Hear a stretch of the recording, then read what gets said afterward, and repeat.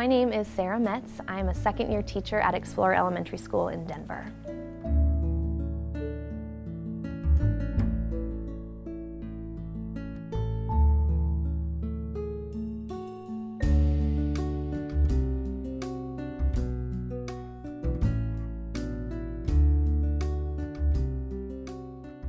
One of the things I really love about Close Read-Alouds is that they incorporate really complex texts that most people think are above the level of their students. If we're just using books that are at their grade level or with everyday vernacular language that they already have, we're not building anything. We're just keeping them at the status quo. I mean, we're reading a book that's 2 or 3 grade levels above kindergarten, and they're able to comprehend it because of the questions that we ask and the way that we ask them to interact with the text. It just excites me because I can hear them using the language from the text and think more deeply about concepts that I'm asking them to get to.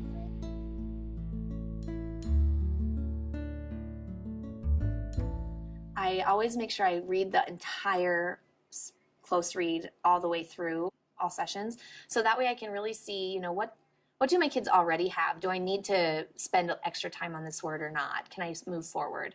I also think about ways that I can incorporate movement into the lesson so that kids are up and incorporating what they know into their bodies. And then finally, I want to make sure that there's total engagement. So I use some different total participation techniques and kind of figure out in the lesson, where can I plant those that are going to be the most effective? One of the strategies that I've always loved is I take sticky notes and I take the notes from the planning document and I write them on little sticky notes like the questions I need to ask, and I put them in the book. So as I'm reading, I have little cues of when I need to be asking those questions.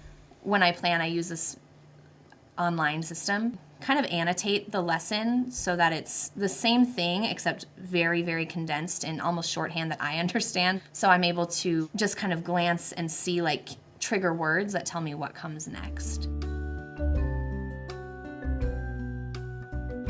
Close read focus questions really help me to guide the Close Read Aloud because it's not just a series of meaningless, non-related questions. They're really all tied together to get kids to that core understanding. Working from that lens, all the questions that I ask them, the answers that I'm looking for, are all framed by that question.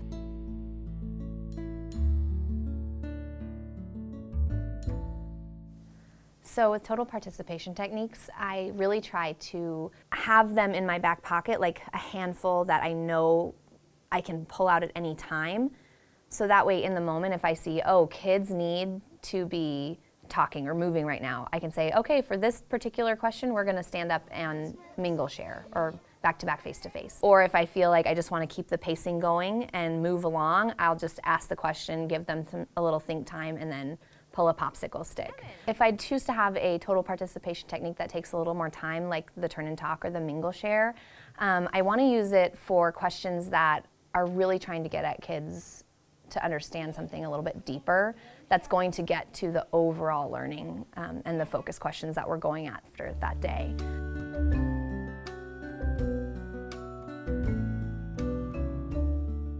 Really thinking about what I want them to do for the assessment, which is coming up in the next unit. So looking through some of the work from the close read, I pulled some that were proficient, where I could tell that the kids really understood who the characters were, what the main events were in the story, and they're ready for their assessment. These are some of the kids that I pulled who I noticed just from their pictures alone really can't tell if they get it or not. Something maybe I would do with them is, add details or maybe even inference. What do you think might happen next? Or how do you think that the characters would feel if? And so kind of giving them some hypotheticals to work with.